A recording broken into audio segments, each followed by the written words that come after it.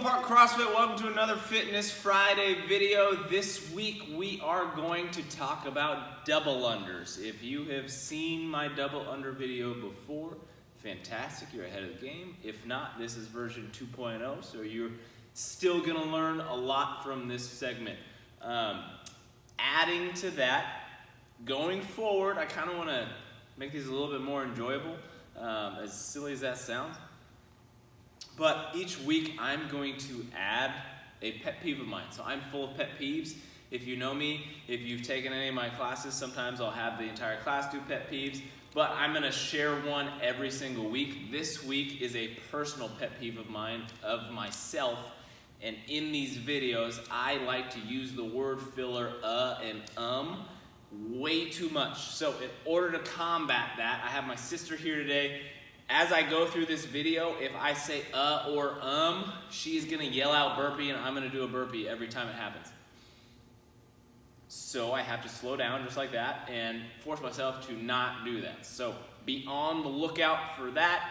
If I'm in the middle of a big thought and I don't wanna lose track and I'm saying a lot, I'll do all the burpees at one time as soon as I finish the thought. So going forward, we are talking about double unders.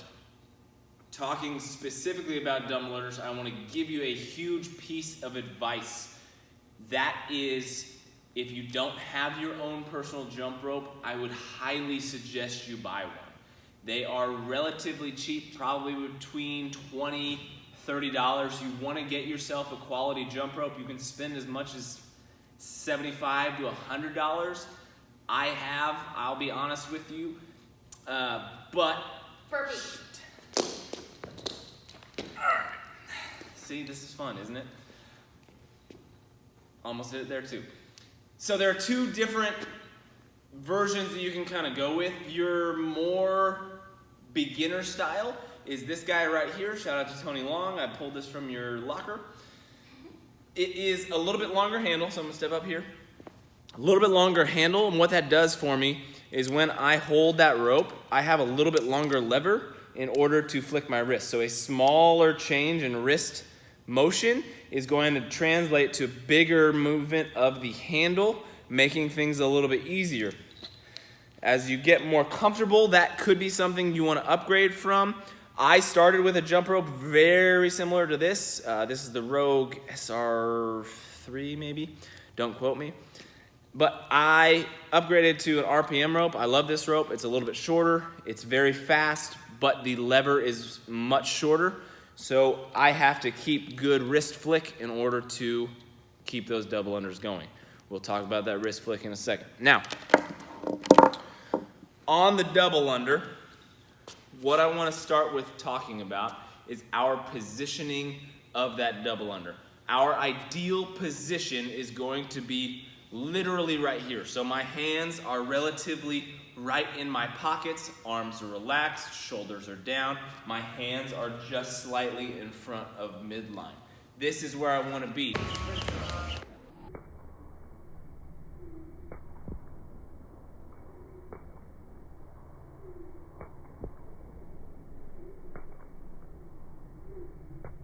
Chances are you do one of a few things if you miss a lot. That is going to be coming up, shrugging the shoulders. I get real tense. I don't relax when I do my double unders. As you can tell, that jump rope from the ground, it will raise up as I shrug, as I pull my hands up. That is going to be an issue. It's going to cause me to miss more. Another one that we see on top of shrugging is the hands coming out and arms going straight and doing double unders from here. This is also not what we want. Same thing happens when I bring my hands out, jump rope shortens, I give myself less room when cycling around myself. Next, we've kind of covered the shoulders. Yeah, I know. I keep fighting the ums. Those don't count. That one. Great. So, that next one is the shoulders. We don't want to rotate from the shoulders. This is not what we want. We want a good wrist flick. I am actually going to rotate my wrists in order to do that movement. Think about it this way. The muscles in my arms, that forearm, are very small. They have a very quick recovery rate, so they don't burn out very quickly. If I use my big old shoulders, they are big, slower muscles built for strength movements, not speed necessarily, unless you've trained for that. So they are going to tire out a lot faster. If you are somebody that double unders from here or does jump ropes from here, you're gonna get a lot more tired, a lot quicker, and you're gonna lose your heart rate. Double unders should be relatively recovery-esque in workouts. Next is our eyes, and we're gonna talk about our wrists here more in a second. But our eyes, when I do the double under, I wanna keep my eyes gazed on one specific point, especially when I'm learning that double under. If I have my eyes all over the place, I'm gonna lose focus on what I'm doing with the rest of my body. This gives me something to really focus on, have a target. All that I have to worry about is that one singular point. Next is our feet. Just like that jump rope height, if I have my feet and I jump from here to do my double unders, when I widen my feet, I give myself less room for that jump rope to rotate. When I have that jump rope going around, it is in this nice, smooth, parabolic, big math words, position. If I have my feet wide, I'm giving myself less room, so when I stand on it, to rotate around. If I'm gonna have my feet wide, I have to be perfect with my hands. If I have my feet narrow, I don't have to be as perfect. What I want you to think about here is when I jump, I stab the ground. So the ground is a big old bad guy, and I'm just trying to stab it as fast as I can. Same exact thing. Now talking jump.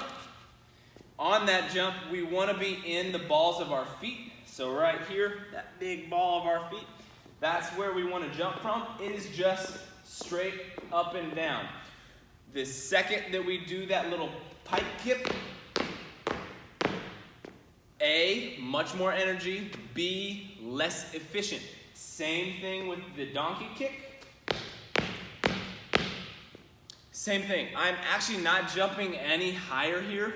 I'm just pulling my legs back and forcing muscles that I don't need to fire. This jump and this jump are the exact same amount of time. Nothing changes except my ability to get my heart rate up, which happened on 5 jumps. So that makes it or shows how important it is. Now, let's talk about the wrist flick. This is crucial. When we have our hands down here in our pockets, I want you to think about having your palms facing forward. So I'm facing my palms forward. And then this little crease between my thumb and my index finger should be pointing down the entire time. So I'm pointing at the ground. One thing you could try here, and this is big that I like to teach, is running my fingers down the spines of my jump rope. So I'm here, right here. This is a good hand position. And then from there, I think about flicking that finger. So if you were scolding the ground, no. Same thing. You're just flicking here every single rep. One more thing about that wrist flick. And I'm going to use Ashley Kesson as an example. She does this. She has great double unders, but they can be so much better.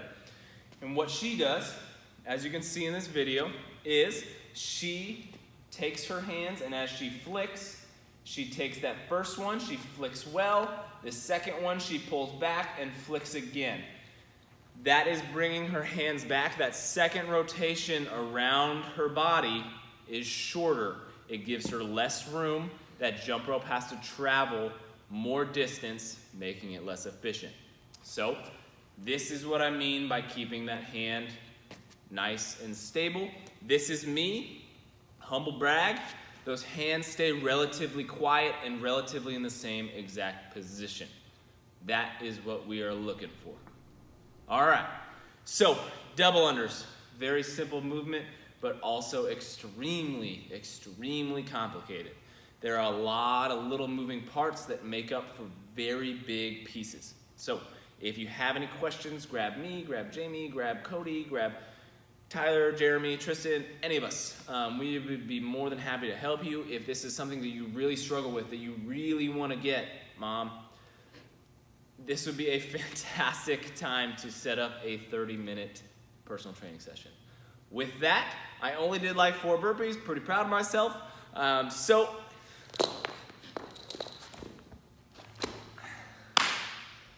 have a fantastic weekend.